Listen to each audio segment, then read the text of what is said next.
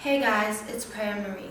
Today I'm going to be talking about what happened this year and why I took such a long hiatus. If I look down, I have a little notebook right with me, basically with all my talking points because it's a lot and I want to be able to make sure I touch on everything. So, number one is my January video.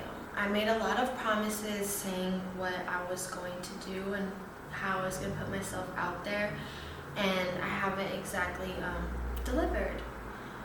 And that's something that I've been struggling with in myself, making me feel like I'm failing myself or that I'm failing people who are interested in what I have to say.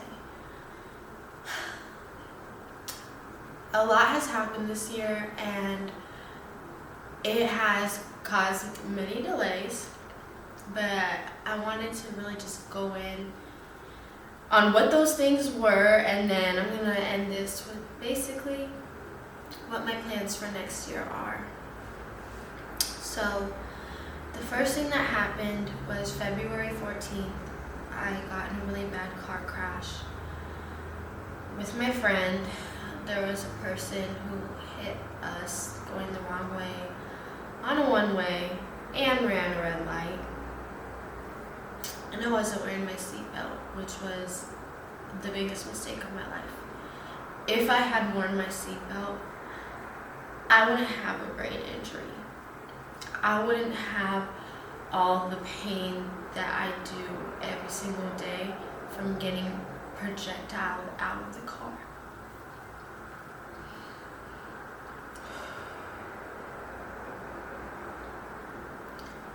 That was one of the worst days of my life. The after effects have affected me so much. I have a misplaced disc. I had problems with my left hand. I have so much problems with my back and hips, my left ankle. It burns every day. I'm 22 years old and I'm getting overwhelmed. I'm 22 years old and I have to take pain pills to feel good. Or to just get through the day. And it really sucks because before I was not the fittest person, but I was definitely in really great health as my body was able to function.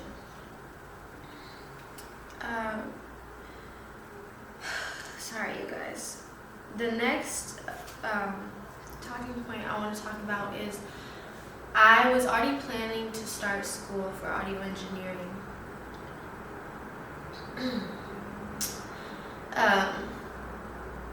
When I made the January video. And I started school in February. But because of my crash, I had to delay it for the first 3 weeks. But my dream was so important to me.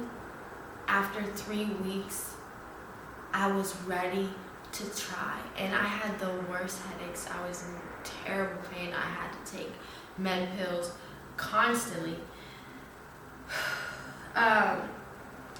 And my first mentor was inappropriate.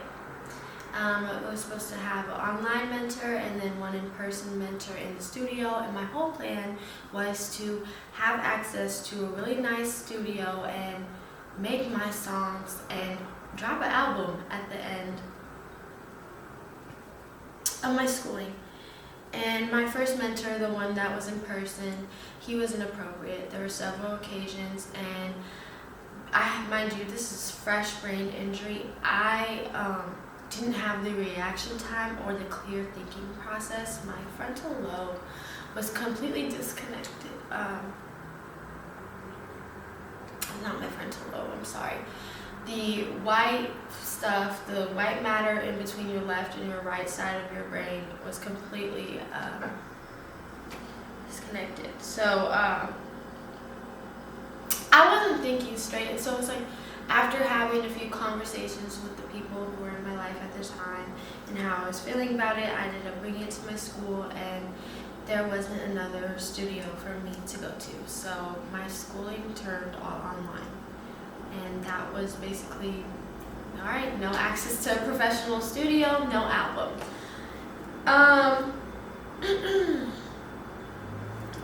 In this process, I started, like this has been so traumatic, just those first few things. I was grieving my old self, grieving my old abilities. I tried to get back to some of the things that I used to do way too early, and then when I couldn't,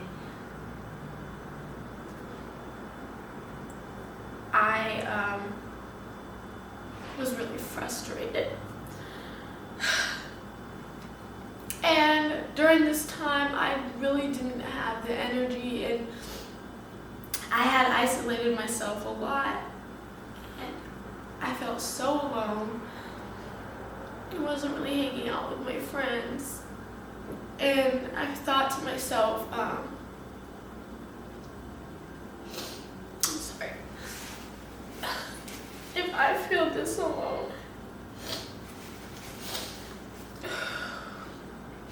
if I feel this alone in a place where I know so many people and have so many connections, I would rather just be in another new city, actually alone, where I don't have to feel more alone knowing this many people, but feeling like I had no one to call or talk to about what I was going through.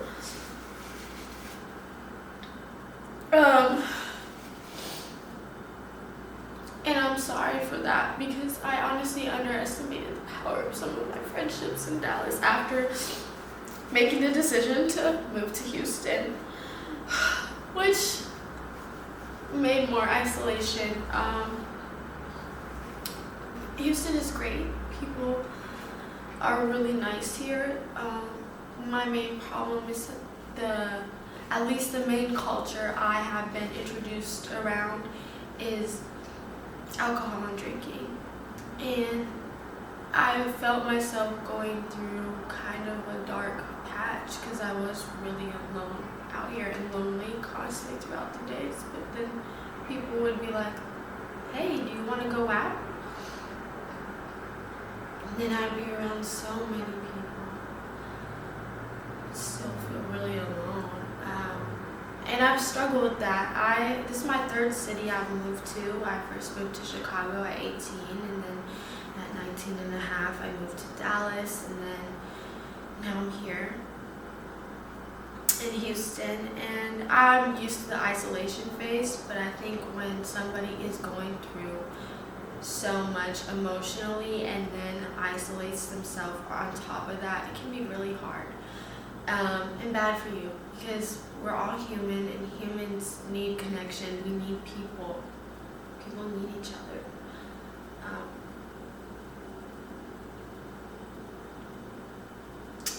Then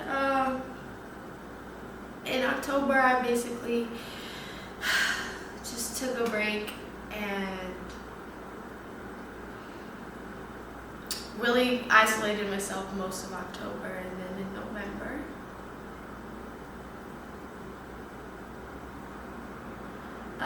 in November, my grandpa passed. I was really close to him. So, sorry guys, I really did not want to cry. I wanted to get through this video without crying, but I'm still coming to grips in terms with that. And basically, with talking about the past rundown of basically my year, I have a few talking points of what I have learned that I want to talk about, just how I feel. I'm gonna have a sip of my water first.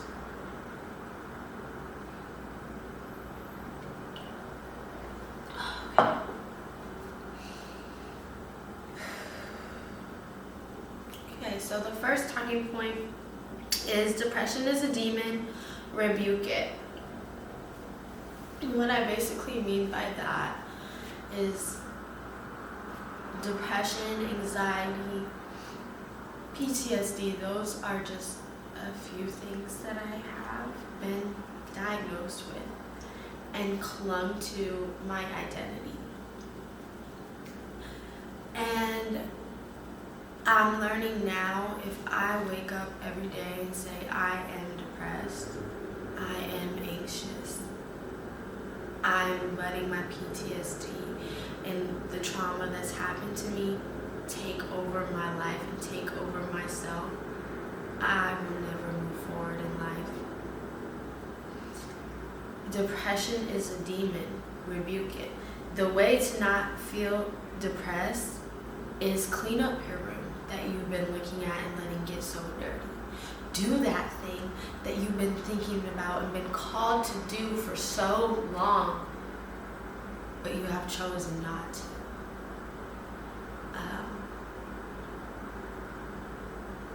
I think that's powerful, standing in that and understanding that mental health is valid, but you do have a choice. You have a choice to let your mental health run you or you run it. I'm choosing to no longer self-identify with those things: depression, anxiety, and PTSD. I am choosing to just be me. Yes, I have survived those things. Yes, I am a survivor. But I do not choose to live my life in survival mode. I have gifts I want to show with the world. I have things I want to tell the world. I have things I want to help the world. And I can't do that if I let those things run me.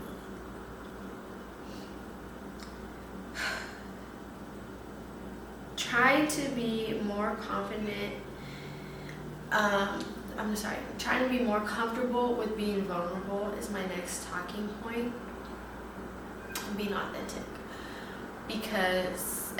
This video is definitely setting the terms for that, because I am mumbling and taking lots of breaths and letting my emotions take over the conversation, but I am also being more comfortable, being raw and authentic. I have tried to start this video now about 10 separate times, and this is the farthest I've gotten through, so this is what I'm gonna go with and what you guys are gonna see. And I want to stop letting fear forget everything and run, or face everything and rise.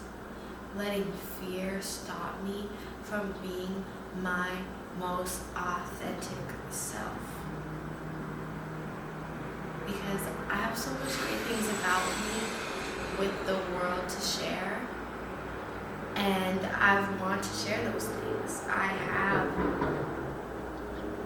so many thoughts and so many ways I want to express myself, and also hopefully help people be able to express themselves through the things I express.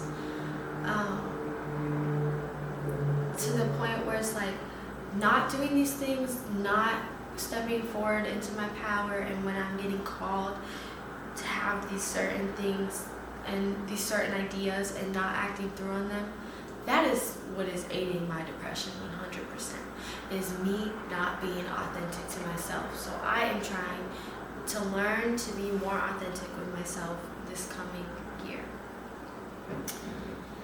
And basically, to end the video, the last thing is 2025, my plans.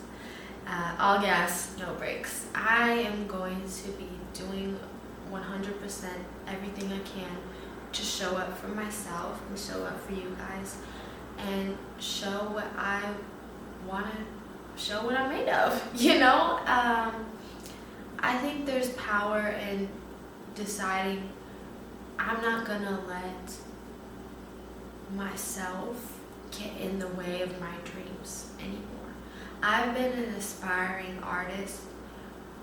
Honestly, my whole life I have been making music, writing songs, doing anything really in the arts field category.